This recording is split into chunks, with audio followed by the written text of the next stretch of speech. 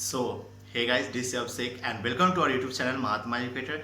And today we are going to discuss chapter 2 important topics.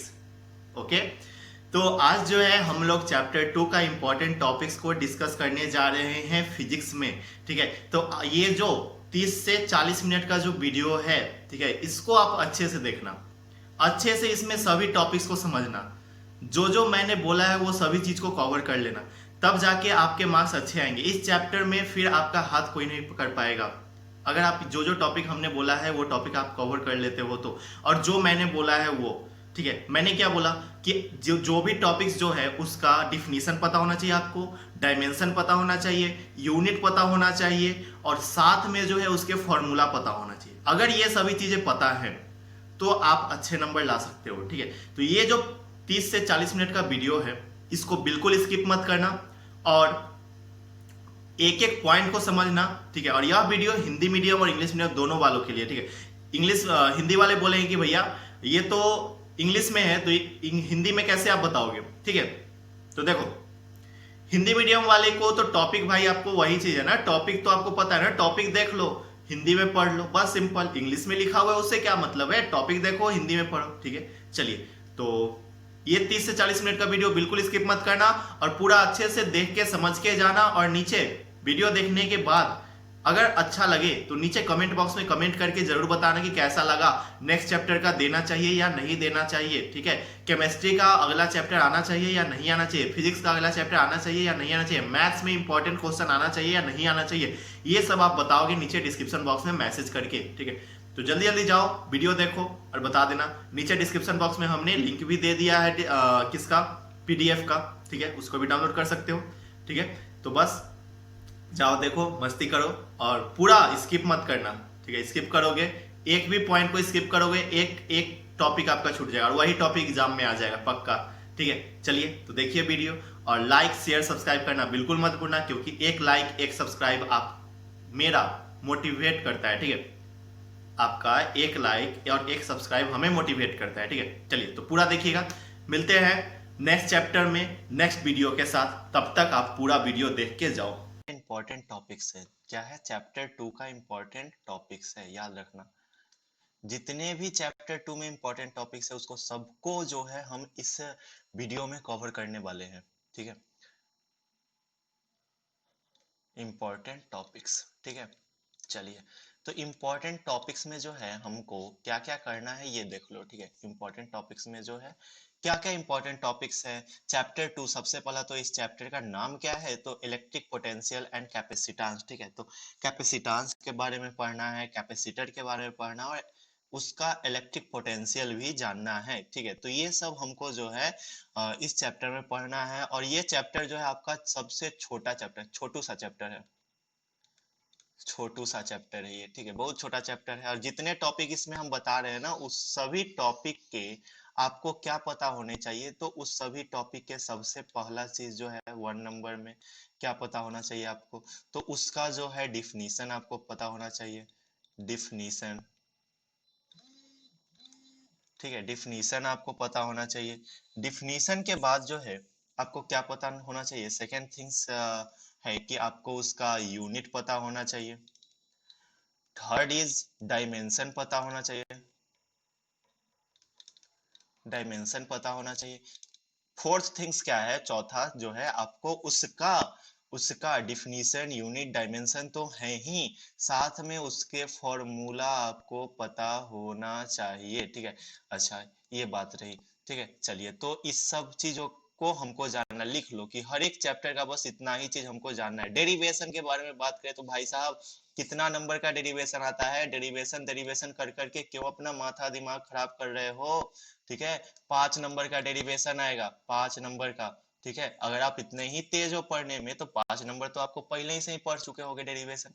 अब क्या करोगे, कौन सा डेरिवेशन आएगा पूछ रहे हो, क्या सिलेबस आएगा ये सब पूछ रहे हो, मतलब कि आपको छोटा सा चाहिए चीज, मतलब कि छोटा चीज चाहिए जो कि एकदम तुरंत से करे, तुरंत से पता चल जाए। तो भाई साहब 5 नंबर, 70 में से 65 नंबर, 65 नंबर कम नहीं होता है।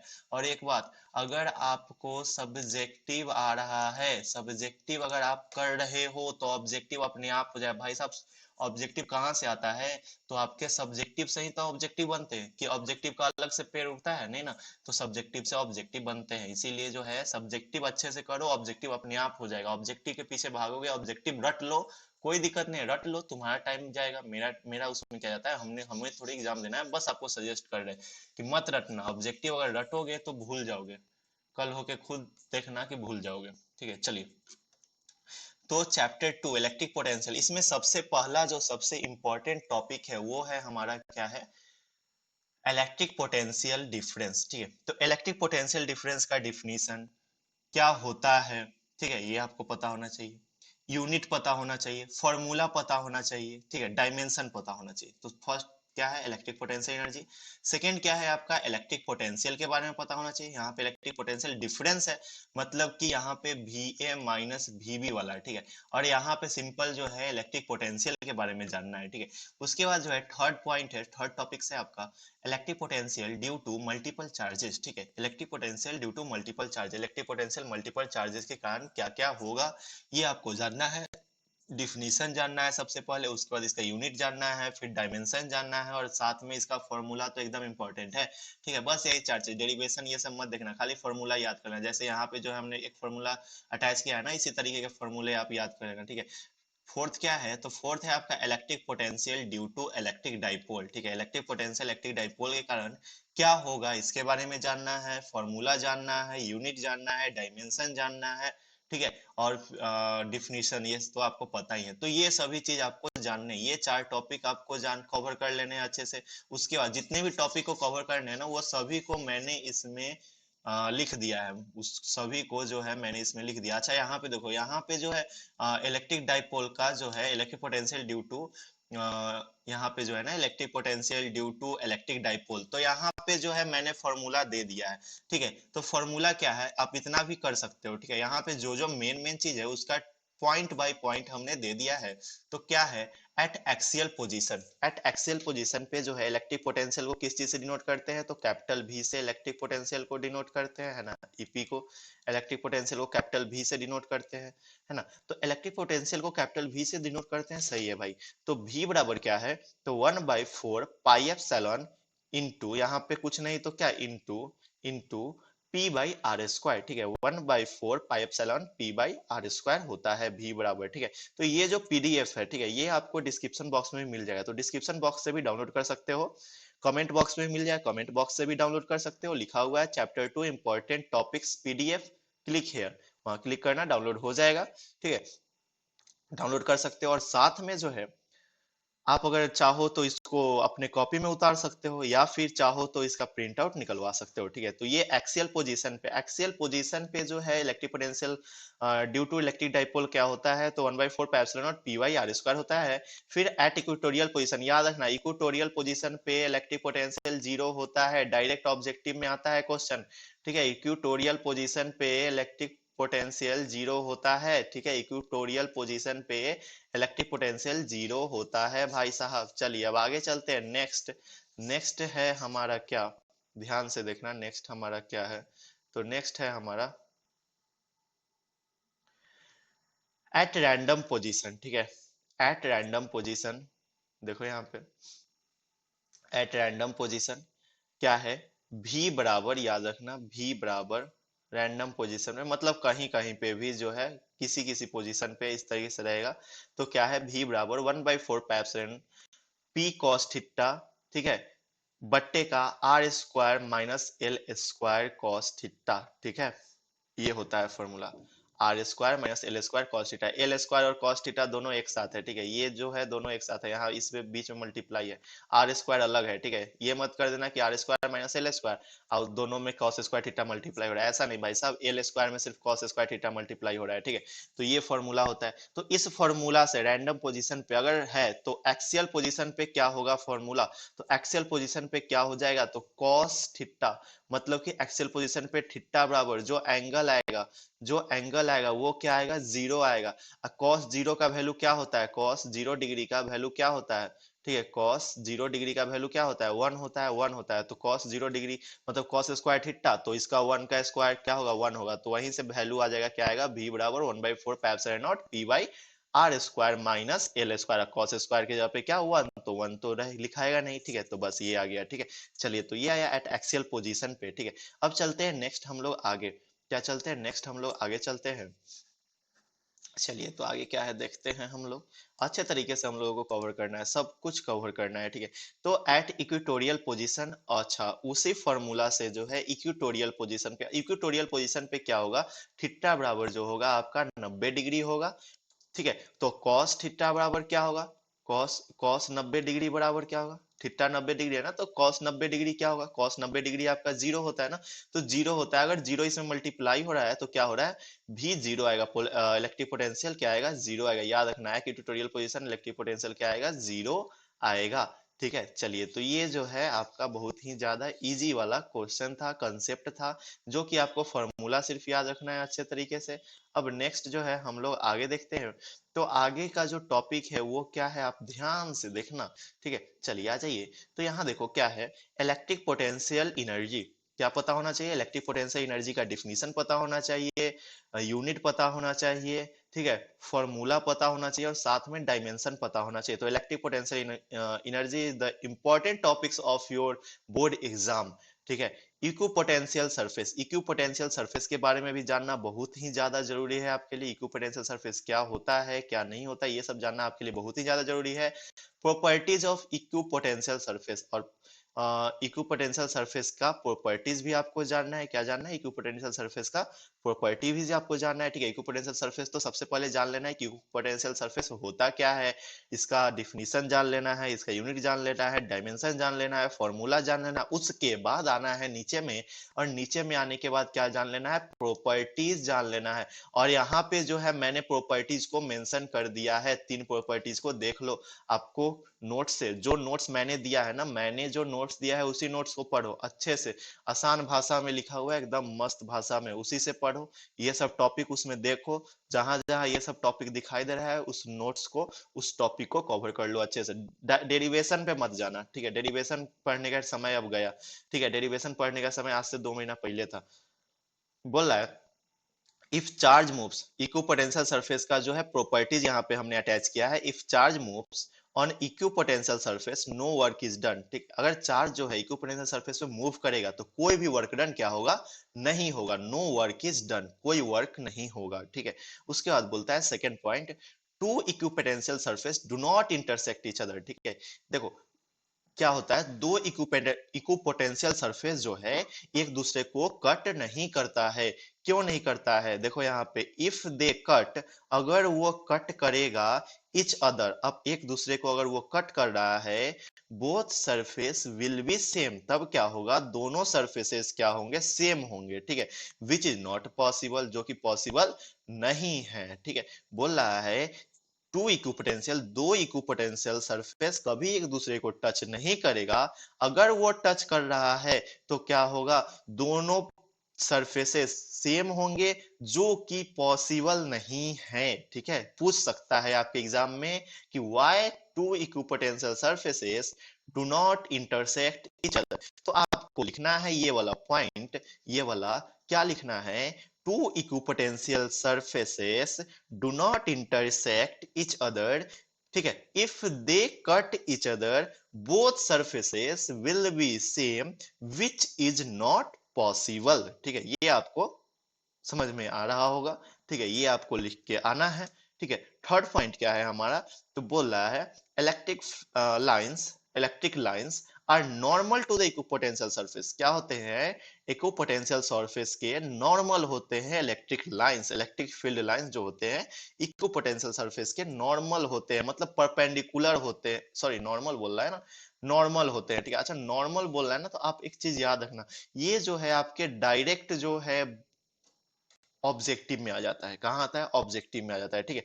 तो इसको अच्छे तरीके से, अच्छे ढंग से इसको कवर कर लो, मजा आएगा फिर आपको एग्जाम देने में, और बाद में हमें बताना एग्जाम देने के बाद, बोलना कि भैया आपने तो जो बताया था सेम वही चीज आया, उससे बाहर तो कुछ था ही नहीं, और पक्का वही चीज होगा, ठीक है, हमें विश्वास है, इससे बाहर जाएगा नहीं, क्या जाएगा इससे बाहर भाई साहब, बोल दिए तो बोल दिए, एक बार बोल दिए मतलब बोल दिए, जिनको विश्वास करना है वो कर रहे हैं, नहीं करना है, ऐसे ही हमारे जो है मात्र 6 महीना में, 6 महीना में ठीक है, मात्र 6 महीना में लगभग 10K सब्सक्राइबर होने जा रहे हैं। ठीक, आज थोड़ा मोड़ा आप लोग जो है हमें इंस्टाग्राम पर भी थोड़ा सपोर्ट कीजिए। इंस्टाग्राम पे इतना मेहनत आपके लिए कर रहे हैं तो इंस्टाग्राम पे भी थोड़ा सपोर्ट कीजिए। इंस्टाग्राम का आईडी है मेरा, ठीक है, इंस्टाग्राम का आईडी आपको हम बता देते हैं। क्या है इंस्टाग्राम का आईडी?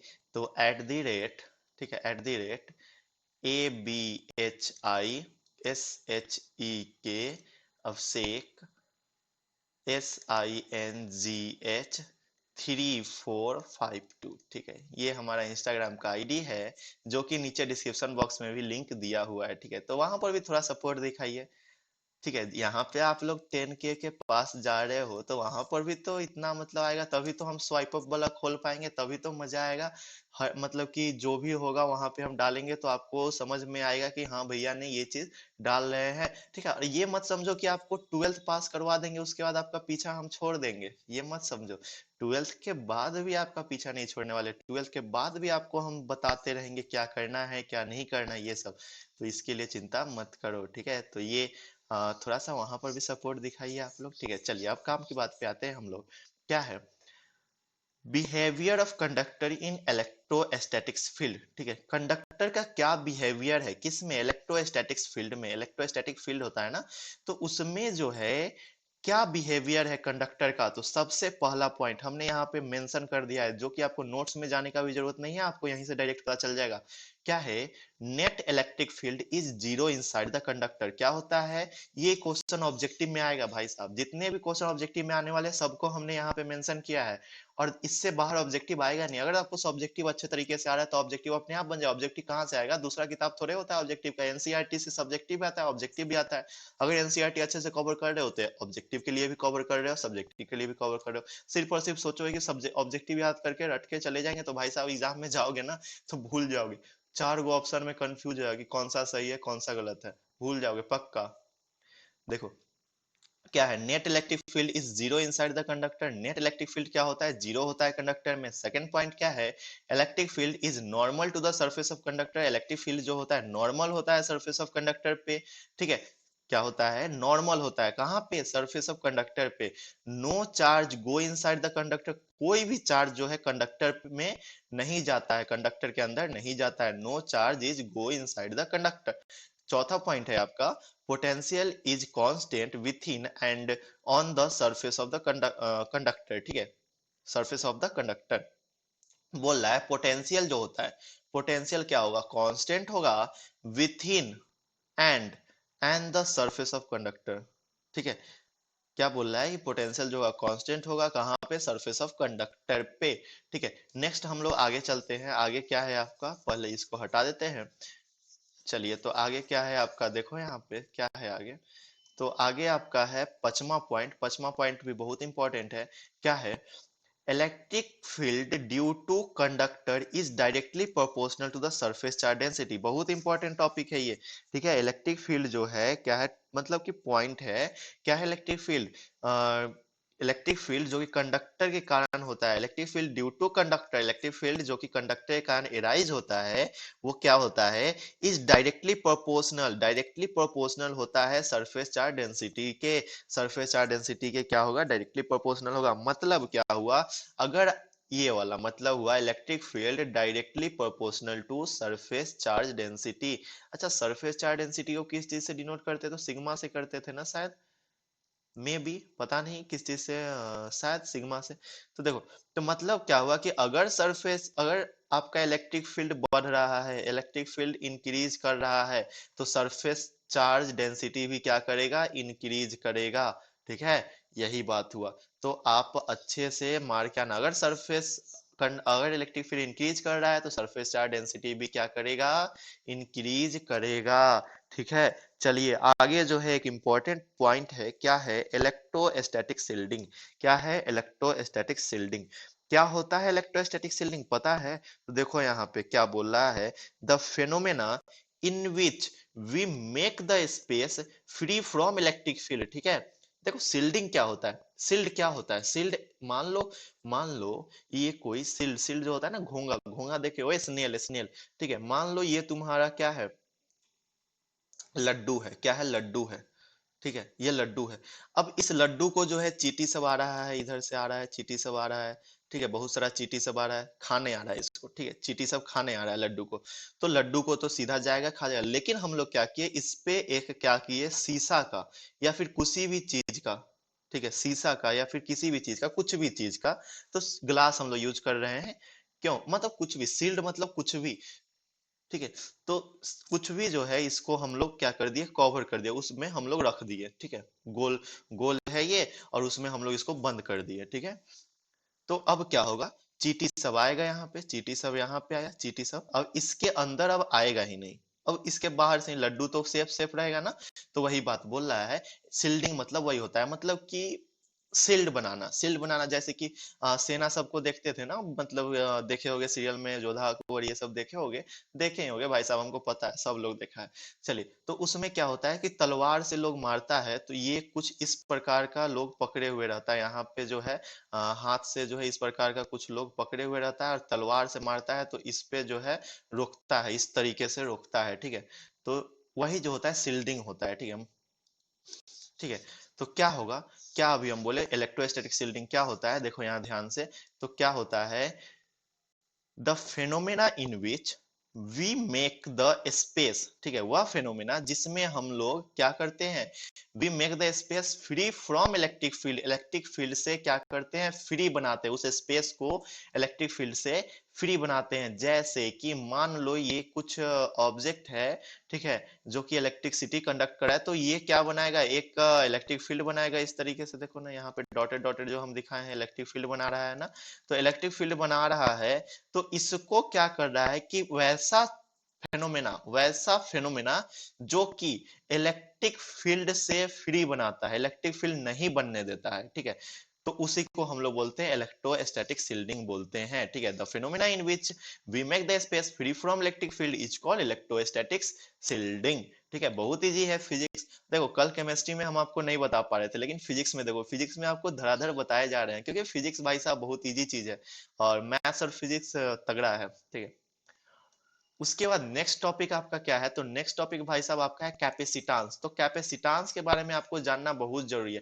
कैपेसिटेंस में इसका डिफिनीशन जान लेना है, इसका जो फॉर्मूला होता है वो जान लेना है, ठीक है। तो सभी चीज मतलब आपको बता दी ना, डिफिनीशन सबका, जितने भी टॉपिक है उसके डिफाइन जानने हैं, फिर से आपको फॉर्मूला जानना है, यूनिट जानना है, डायमेंशन जानना है, ठीक है। तो ये सब आप छोड़ना ही मत, कहीं से भी मतलब कि नहीं छोड़ना, जो छोड़ रहे हो ना वही एग्जाम में आ जाएगा पक्का। जो टॉपिक तुम छोड़ दोगे, जो टॉपिक तुम छोड़ दोगे वही टॉपिक एग्जाम में आएगा, हम ग्रांटेड लेते हैं, गारंटी लेते हैं इसका। अगर कैपेसिटेंस नहीं पढ़ रहे हो, सोचो कि ये तो आएगा ही नहीं, लेकिन यही आएगा, पक्का आएगा। क्योंकि भाई साहब जो पढ़ रहे हो, जो तुमको आता है वो आएगा तो कोई फर्क नहीं पड़ेगा तुमको, लेकिन जिसको छोड़ रहे हो अगर वो आ जाएगा तो दुख होगा कि हमने इसको छोड़ दिया था, ठीक है।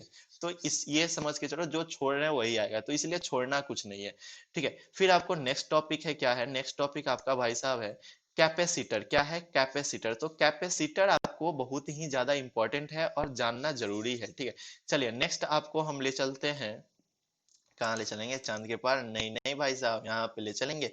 देखो यहाँ पे हमने सभी को कवर किए हुए हैं, सभी को, आपको नोट्स में जाने की जरूरत नहीं है। क्या है, थ्री टाइप्स ऑफ कैपेसिटर होते हैं, कितने टाइप्स के कैपेसिटर होते हैं, थ्री टाइप्स ऑफ कैपेसिटर होते हैं, there are three types of capacitor. First is parallel plate capacitor, पहला जो होता है पैरेलल प्लेट कैपेसिटर होता है।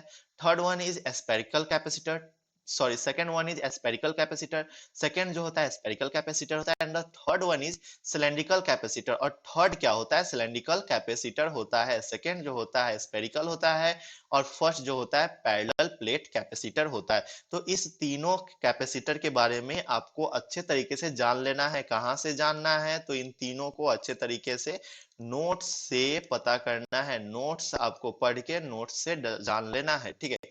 तो parallel plate capacitor, spherical capacitor, cylindrical capacitor जानना बहुत ही ज्यादा इंपॉर्टेंट है आपके लिए, ठीक है।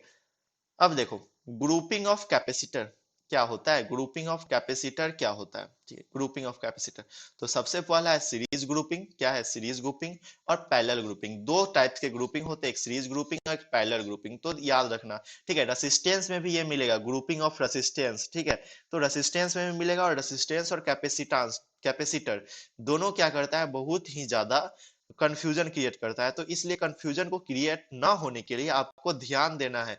ठीक है, आज हम जैसे आपको चैप्टर 2 का दे रहे हैं पीडीएफ। ठीक है, तो क्या करना है, आज चैप्टर 2 का दे रहे हैं तो क्या करना है, आपको कल याद कर लेना है अच्छे से, इसको कल याद कर लेना। और कल जो है हम क्या देंगे, केमिस्ट्री का देंगे आपको। केमिस्ट्री का देंगे तो केमिस्ट्री को परसों याद करना है, परसों फिजिक्स का देंगे तो उसके अगले दिन। एक एक दिन आपको बीच मिल रहा है ना, तो इस एक एक दिन में आप एक एक चैप्टर को कंप्लीट करते जाओ, आपके अच्छे से सभी चीज की तैयारी हो जाएगा। ठीक है, और क्या करना है, इतना ही सारा टॉपिक ही है, रट लेना है अच्छे से, सीरीज ग्रुपिंग और पैरेलल ग्रुपिंग। ठीक है, और बोलोगे कि भैया रट के क्या होगा, रट के तो कुछ आएगा ही नहीं, एग्जाम में क्या लिखेंगे, मतलब रट के तो समझ में नहीं आया। तो भाई साहब देखो, रट के भी सक्सेस है। थ्री इडियट इसीलिए मूवी था, थ्री इडियट बस मूवी नहीं था, बहुत चीज सिखा के गया है आपको। क्या सिखाया है, वो जो रणछोड़ दास था, ठीक है, रणछोड़ दास दिमाग से पास किया, दिमाग लगा के जो है टॉप किया, दिमाग लगा के टॉप किया, सक्सेस भी किया, सक्सेस भी किया। लेकिन वो जो था, कौन था, जो पादु था, ठीक है, मतलब कि वो क्या नाम था उसका, नाम याद नहीं आ रहा है, आप लोगों को याद है तो बताओ क्या है नाम। तो वो जो था ठीक है, तो जो मतलब कि रट्टूमल था, रट्टूमल, रट के जो पास हो जाता था, तो रट के जो पास होता था वो भी जो है सक्सेस किया, है ना।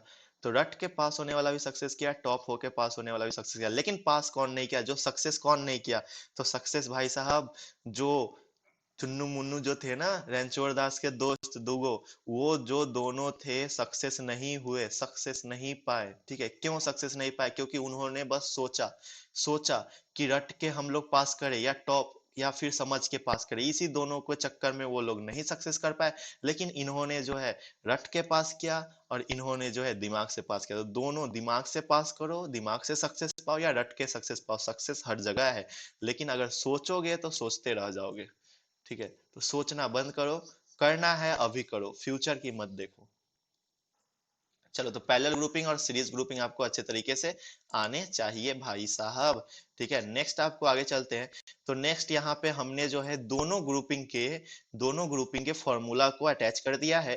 क्या है, equivalent capacitance in series grouping. ठीक है, इक्विवेलेंट कैपेसिटेंस किसमें, सीरीज ग्रुपिंग में क्या होंगे, इक्विवेलेंट कैपेसिटेंस सीरीज ग्रुपिंग में क्या होंगे, तो ये होगा 1/c बराबर C1, 1/C1। ठीक है, पलट जाता है, 1/c बराबर 1/C1 plus 1/C2 plus 1/C3। याद रखना, इस फॉर्मूला को इंपॉर्टेंट करके लिख लो। ठीक है, डायरेक्ट यहाँ से न्यूमेरिकल आ जाएगा, फॉर्मूला बेस्ड। ठीक है, तो बोल रहा है 1/C1 plus 1/C2 plus 1/C3। ठीक है, ये होता है। इसका प्रूफ जानना आपके लिए जरूरी नहीं है, अगर जरूरी है तो आप लोग नोट्स में जाओ, नोट्स में जाओ, नोट्स में देख लो, एकदम इजी तरीके से जो है प्रूफ लिखा हुआ है, एकदम इजी तरीके से। देखो ना क्या होता है, तो एकदम इजी तरीके से लिखा हुआ है। देखो क्या होता है आपका, यहाँ पे हम बताना चाह रहे हैं लेकिन नहीं बताएंगे क्योंकि इंपॉर्टेंट ही नहीं है। ठीक है, आप लोग जाके नोट्स में देख लेना, समझ में आएगा, नहीं पूछता है। ठीक है, ये फॉर्मूला बस आपको याद होने चाहिए। ठीक है, उसके बाद equivalent capacitance in parallel grouping, parallel grouping में इक्विवेलेंट कैपेसिटेंस क्या होते हैं, तो याद रखना 1 यहाँ पे देखो सीरीज में जो, अच्छा रेसिस्टेंस में आप लोग पढ़ोगे, रेसिस्टेंस में आप लोग पढ़ोगे तो रेसिस्टेंस में सीरीज का जो होता है सीधा होता है और पैरेलल को जो होता है उल्टा होता है। लेकिन यहाँ पे जो है, यहाँ पे सीरीज में उल्टा होता है। देखो ना, सीरीज में 1/c बराबर 1/c1 plus 1/c2 plus 1/c3। ठीक है, और कैपेसिटेंस जो होता है पैरेलल ग्रुपिंग में, देखो पैरेलल ग्रुपिंग में क्या होगा, c बराबर c1 plus c2 plus c3, जितना भी कैपेसिटर होगा सबको एक साथ जोड़ देंगे। ठीक है, चलो तो ये बात समझ में आई ना। चलो नेक्स्ट आगे चलते हैं हम लोग। ये फॉर्मूला आपको अच्छे तरीके से याद हो जाने चाहिए, बहुत ही ज्यादा इंपॉर्टेंट फॉर्मूला है। ठीक है, और चिल्लाना बंद कीजिए और भैया भैया बोलिए, सर सर नहीं बोलिए, सर सर बोल के सरा दोगे। ठीक है, ऐसे ही तबीयत खराब हो रहा है, तो सर सर मत बोलिए। ठीक है, चलिए आगे देखिए, आगे है आपका to increase the capacitance we use parallel grouping. ये बहुत इंपॉर्टेंट टॉपिक है ऑब्जेक्टिव के लिए, ऑब्जेक्टिव में पूछेगा यहाँ से। To increase the capacitance, capacitance को इंक्रीज करने के लिए, ठीक है, to increase the capacitance, capacitance को इंक्रीज करने के लिए बी यूज पैरेलल ग्रुपिंग, हम लोग पैरेलल ग्रुपिंग का यूज करते हैं। ठीक है, कैपेसिटेंस को इंक्रीज करवाने के लिए, अगर कैपेसिटेंस को इंक्रीज करवाना है तो हम लोग पैरेलल ग्रुपिंग का यूज करते हैं। अच्छा, अब आप लोग बताओगे अगर कैपेसिटेंस को डिक्रीज करवाना है तो हम लोग कौन से ग्रुपिंग का यूज करते हैं, ये आप कमेंट बॉक्स में कमेंट करके बताओगे, ठीक है, लाइव चैट में नहीं, कमेंट बॉक्स में कमेंट करके बताना कि क्या होगा, ठीक है, लिख के बताना कि to decrease the capacitance we use, अब कौन सा ग्रुपिंग होगा ये आपको बताना है, ठीक है। चलो अब आगे जो है डाई इलेक्ट्रिक के बारे में आपको पता होना चाहिए, डाई इलेक्ट्रिक का डिफिनीशन पता होना चाहिए, फॉर्मूला पता होना चाहिए, यूनिट पता होना चाहिए, डायमेंशन पता होना चाहिए, ठीक है। पोलर इलेक्ट्रिक का पता होना चाहिए, पोलर इलेक्ट्रिक भी बहुत इंपॉर्टेंट टॉपिक्स है, पोलर इलेक्ट्रिक का पता होना चाहिए, क्या क्या पता होना चाहिए, डिफिनीशन पता होना चाहिए, यूनिट पता होना चाहिए, डायमेंशन पता होना चाहिए और फॉर्मूला पता होना चाहिए। फिर नॉन पोलर डाइलेक्ट्रिक का भी पता होना चाहिए, इसका भी जो है डिफिनीशन, यूनिट, डायमेंशन और साथ में फॉर्मूला पता होना चाहिए, ठीक है। तो ये चारों चार चार चीज तो सब में याद करना ही है, बाकी तो हमने यहाँ पे अटैच ही कर दिया है, ठीक है। चलो उसके बाद यहाँ पे जो है अगला पॉइंट क्या है, पोलर और पोलर डेंसिटी, पोलराइजेशन और पोलर डेंसिटी दोनों एक ही चीज है, तो क्या होता है पोलर डेंसिटी, क्या होता है, ठीक है। उसके बाद जो है, उसके बाद वाला पॉइंट जो है क्या है, इलेक्ट्रिक ससेप्टिबिलिटी क्या होता है, इलेक्ट्रिक ससेप्टिबिलिटी बहुत ही इजी चीज है, आप देखना वहां पे लिखा हुआ है इलेक्ट्रिक ससेप्टिबिलिटी क्या होता है, और एग्जाम में पूछता भी है, ठीक है। तो डाई इलेक्ट्रिक स्ट्रेंथ उसके बाद जान लेना है, डाइलेक्ट्रिक स्ट्रेंथ क्या होता है, ठीक है, बस जानना है कि होता क्या है, डायमेंशन, यूनिट, ये सब आपको जानने हैं, ठीक है। उसके बाद देखो energy storeyed in the capacitor, capacitor में कितना एनर्जी स्टोर होता है वो सब जान लेना है, ठीक है, एनर्जी कैसे स्टोर होता है वो जान लेना है। अब देखो जो कोरोना वायरस है ना, कोरोना वायरस, कोरोना नाम पहले से ही है, ठीक है, और यहाँ पे देखो कोरोना डिस्चार्ज हम लोगों को जानना है। कोरोना, कोरोना का फोटो देखे थे ना, इस तरीके से होता था, यहाँ यहाँ यहाँ यहाँ यहाँ यहाँ यहाँ यहाँ नुकीला नुकीला निकला रहता था, निकला रहता था ना, इसी तरीके ना कोरोना होता था, तो वैसे ही यहाँ है, ठीक है, ये भी कोरोना डिस्चार्ज जो है, कोरोना ऐसा ही फोटो कोरोना का है, ठीक है, कोरोना डिस्चार्ज का है, ठीक है। तो कोरोना डिस्चार्ज भाई साहब क्या होता है, ठीक है, कोरोना डिस्चार्ज बहुत ही ज्यादा अच्छा मजेदार टॉपिक जो कि आपको याद होगा, आज हमें लगता है ना कि यहाँ से क्वेश्चन पूछेगा इस बार।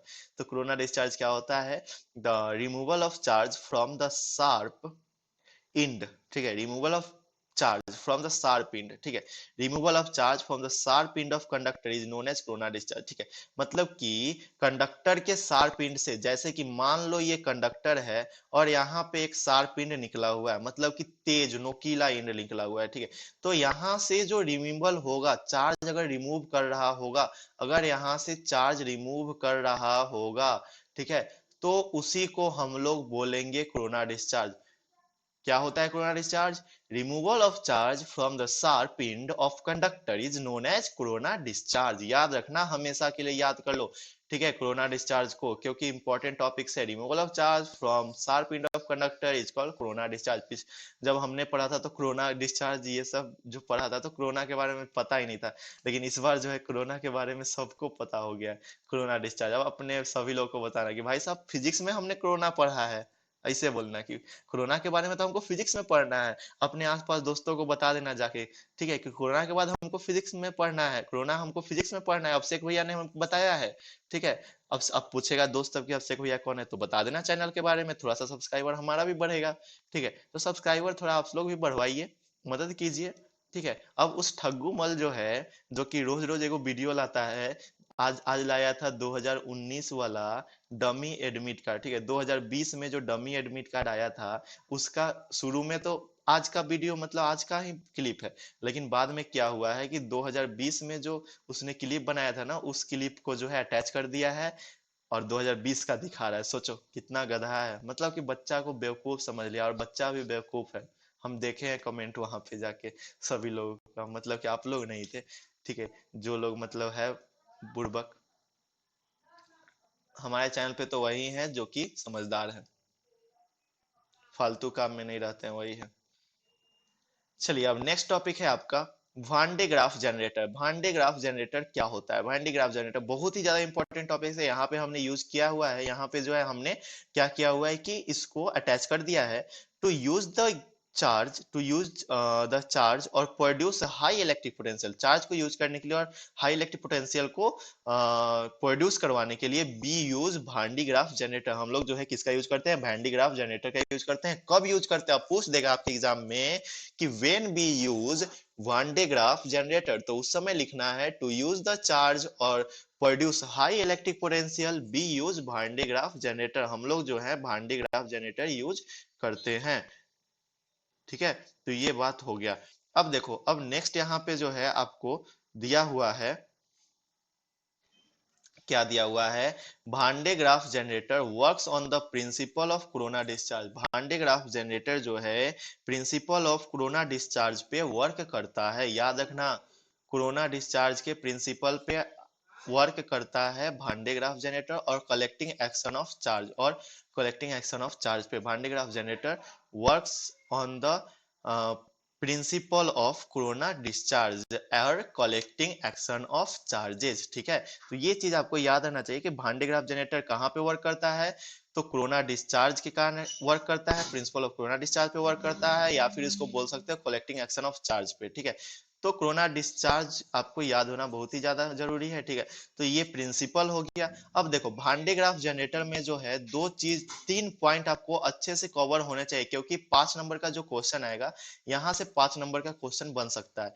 क्या बन सकता है कि भांडे ग्राफ पूछ सकता है कि डिफाइन भांडे ग्राफ, और उसके बाद बोलेगा कि इसका प्रिंसिपल लिखिए, तो प्रिंसिपल आपको याद होने चाहिए। हमने यहाँ प्रिंसिपल को अटैच कर दिया है कि यही वाला प्रिंसिपल है, भांडे graph generator works on the principle of corona discharge and collecting action of the charge. ठीक है, ये हो गया, इसका प्रिंसिपल आपको पता होना चाहिए। प्रिंसिपल मतलब होता है सिद्धांत। ठीक है, और सेकंड चीज क्या पता होना चाहिए, कंस्ट्रक्शन पता होना चाहिए कि कैसे ये बना है।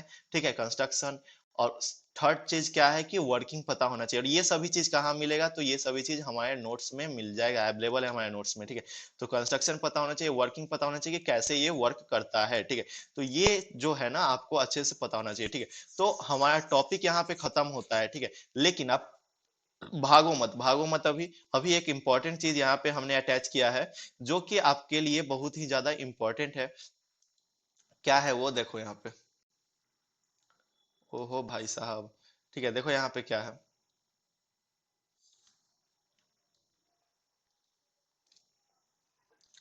तो ये जो है ना, ये जो है,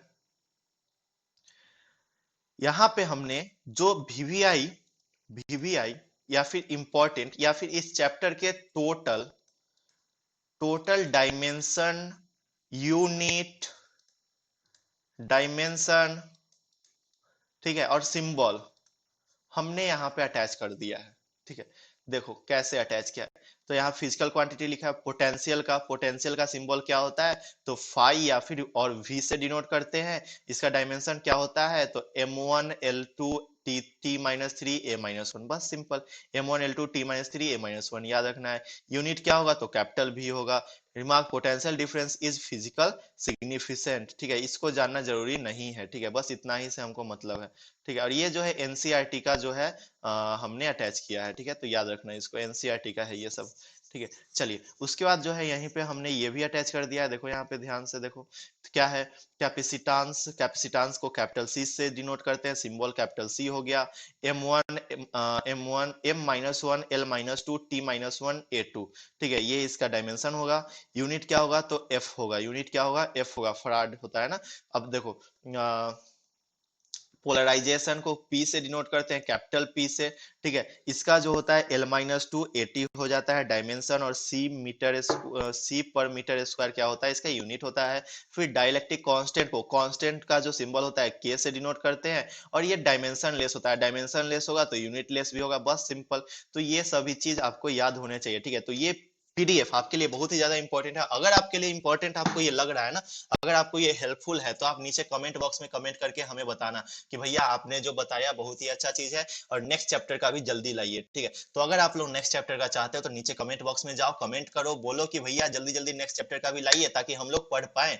ठीक है, तो ये सब बताओ, और आपका एक लाइक, एक शेयर, एक सब्सक्राइब हमें मोटिवेट करता है, तो ये सब कर दो। ठीक है, तो सब्सक्राइब कर दो, बगल में जो घंटी दबा है ना, उस घंटी को ऑल नोटिफिकेशन पे दबा लो, ताकि आपको अच्छे से सभी नोटिफिकेशन मिलता रहे, सभी आने वाला चैप्टर्स आपको मिलता रहे। ठीक है, चलिए तो बस इतना ही, मिलते हैं अगले वीडियो में। तब तक के लिए जो है हम लोग क्या कहते हैं, एक दूसरे को बाय बाय।